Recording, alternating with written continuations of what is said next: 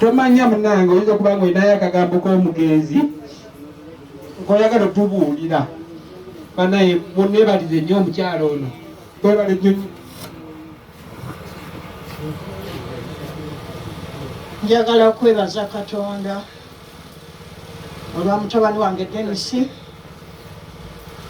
agalamidde wano olwaleero era tukuŋŋaaniza ffenna. Yakwebaza Katonda eyamuleeta mu bulamu bwange mu mwezi gw'omusanvu wakati mu COVID omwaka oguwedde. Abadde mwana wange okumala emyezi 6. Denisi namuzaalira ku TV, namulabira ku Spark TV ng'awanjaga omukyala, abaana basiiba waka, rent bamubanja emyezi 6. Nali ku kizinga gye nali nzirukidde n'abaana bange bonna gye baalaga ku lutimba okwo.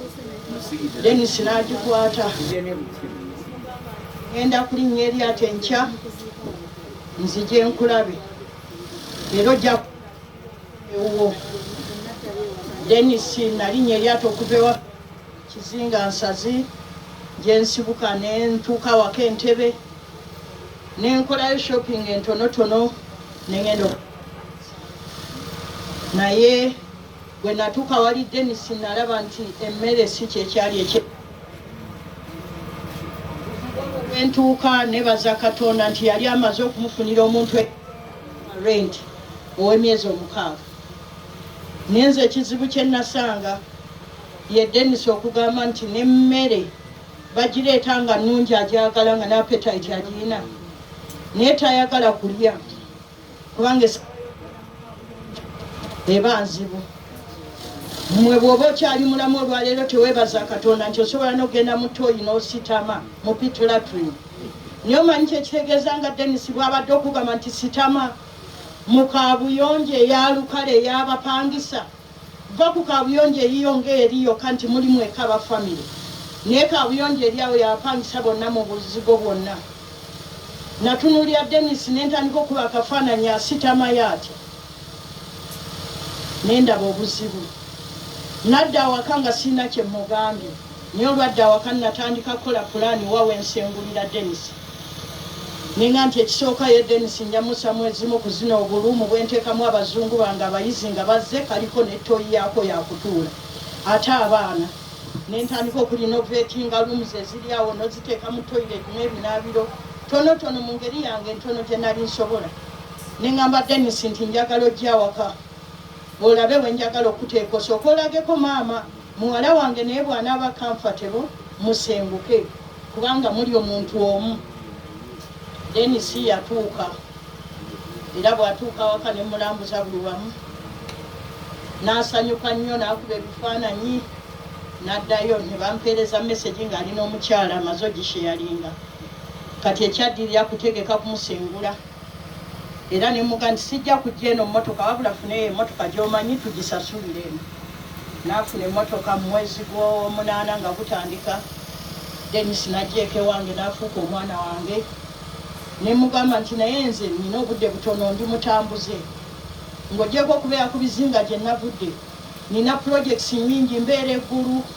nkola eriira nkola buli wamu tojja kundabako naye nina abaana nazaala bangi. Nina children's home erimu abaana basukka 100. Ne mugamba kati nga bwe tuli mu COVID wano ninawo abalenzi bagenda kufuuka baganda. Ekibaawo kyonna nga siriiwo abo ne ntuuza abalenzi bange abamusembererako ku myaka ne mbaga nti ndeese omwana oyo muzadde naye muganda wammwe njagala mumunjagalire nga nze bwe nandimwagala. Njawo kwebaza abaana bange naleeseeko ndooza abalenzi 3 bokka baagadde Denisi. Naye Denisi asinze kuba close to Mutebi yimirira kuba Mutebi gwe yakkiriza n'omunaaza bwe yava ewa ssengaawo ono ng'aleese eddagala kimanya tumunaaza ebitwantwa tumunaaza babadde bakukuta ne Mutebi kati yalina bingi nnyo by'amanyi ebya Denisi nze byesimanyi badde bakukuta bonna. Yakkiriza adde amunaaza yamunyiga eddagala mayirikiti temabiki byonna byonna. Era bw'adde alwadde nga nze ndi kubizinga namba wamu tebifuna sente mu office gula ekyetaagisa okutwalira Dennis okitwale mugende ne driver nze omusawo wange yaŋŋaana okulinnya mu ddwaliro nti immunity yange eri wansi era nze sirinnyako mu ddwaliro olina okulaba Dennis sisobola kibalimba Dennis badde njogerera naye waka nga sigenda mu ddwaliro kutya covid kubanga obulamu obwange buwaniridde abantu bangi sibuzannyisa senga nva mu nsi waliwo abagenda okubonaabona bangi kati negendereza nekyenjagala nenkireka naye nina abawala bange ngono Jamida nayise naye ankyalirira nkola kubayidde acid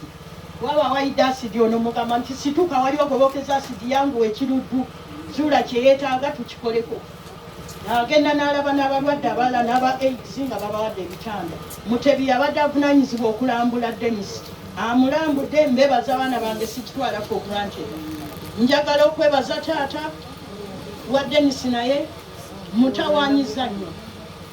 kubanga akozesebwa alina gyakola n'emirundi mingi mbadde mukubira essimu ne muga nti nfunye essimu eveeka Dennis tali bulungi nkwegayiridde leka kyokola bwe naawulira ekiva gy'oli nga muzadde munnange naamatira ebiseera byonna abadde asikukiramu najja waka ne batwala Dennis mu ddwaliro ne tusigala okuliziganya okutuusa lwenzija ate mwebaza okutuukiriza okwagala kwa Dennis. Dennis yali ategekedde okujja mu lumbe wano n'abaana be bonna n'alagira babasumule n'enviri babasibe bulungi kyokka Dennis n'aweebwa ekitanda ku lwokusatu naye ku lw'omukaaga olwamusiibula Dennis yagamba kitaawe tewali kusookaka njagala genda kulaba kuba ekika kyange nga sinnafa baave mu ddwaliro Entebbe baavuga butereevu okujja wano nze ntuuka mutabani wange wasiibudde mukubira oliwa nti mami ndi mu kyalo nga bwe nali njagala nti n'okubeera mu lumbe abaana sibatutte naye taata ntutte butereevu yajja mu lumbe n'abeeramu ate n'akomawo nga musanyufu ng'ennaku z'omwezi 3 Novemba Dennis ayiko ebigambo byayogera ng'eddaame lye nembirikodinga yayaga mbirikodinge bwatyo bwe yansaba nembirikodinga n'agenda ng'ayogera nga mbirikodinga nayita taata we ne mugamba wuliriza ebintu bya mutabani wo bino n'abiwuliriza era ne tubaako bye tubyogerako ne tubirekera awo ne mugamba ngenda bitereka ku ssimu zange zonna okuba nti bwe muliba mu byetaaga njagala kwebaza muwala wange osanga bwe yandyabya Dennis ng'agongobadde bwatyo yandireseewo mutabani waffe kubanga yafumbirwa lulenzi olugogofu luli olw'amaanyi bwe mulabako nze kyantwala okulaba Dennis eri ku lw'ebusaabala nga mpakana nti kiri kyendaba balaga si oli ate nga njaga ndabeko nagenda nendabako era Dennis n'afuuka mwana wange era naye nansaba nanga ojja kubeera mmange yafa dda kati bwe nkuyitanga maama tonyiiga ne muga nti tewali mutawaana ne bwe nandibadde wa myaka 3 nandibadde maama we nebaza Katonda nebaza mwenna nebaza badonors bangi abayambye Dennis era njagala okubakakasa nti yadde Dennis nga afudde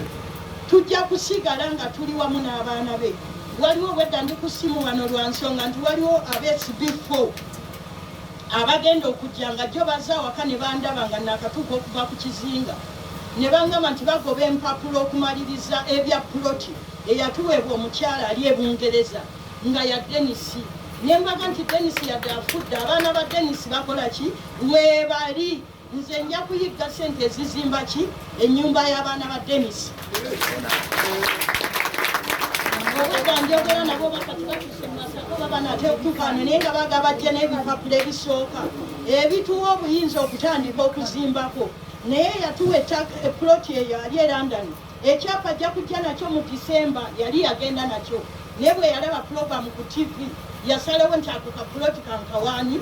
omusajja oyo abonaabona olw'okuyaya n'okuzimbira abaana be tusaba Katonda atusobozese tuleme kwogera bwogezi ng'abantu bwe boogera omuntu afudde ne tusobole okutuukiriza ekyokulaba nti tulabirira n'okwagala abaana ba Dennis abadde ayagala abaana be nze sirabanga musajja ayagala abaana be nga Dennis abadde ayagala abaana be n'omugamba lwaki ate okuza ekyo n'ekyo naga nti mami njagala abaana bange mbalageko ku laavu gye bali nzijuukirirako olumu n'agenda ntuuza nangamba nti waliwo lwendowooza okwewa obutwa nga ndaba nkooye maama obulumi bundi bubi nene ndowooza abaana bange nti kanjira nindalindako bayongera okukula okuntegeera lwensembyeyo okusaba naye era nga kyekisembayo nali ngenda omusabira nga tumaze okwogera kwanga buli lwengenda nze okubeera naye olumala ayagala saala nangamba mumami lindako nga tonnasaba sawosa jo twalansabe munsabira nkumule enkooye namugamba nti mwana wange Dennis teri muzadde asabira mwana we kufa ne bwoba waleese ejjambi ogezaako okuntema okunziba nkusabira Katonda akukyusa omutima naye sinzaga nti Katonda atta omwana wange oyo ne muga nti nze kyengenda okusaba nti let God's will be done ye Katonda kyayagala kyekiba kikola ki kikolebwa si gwe kyoyagala oba nze kyenjagala Omukama abampere nnyo omukisa.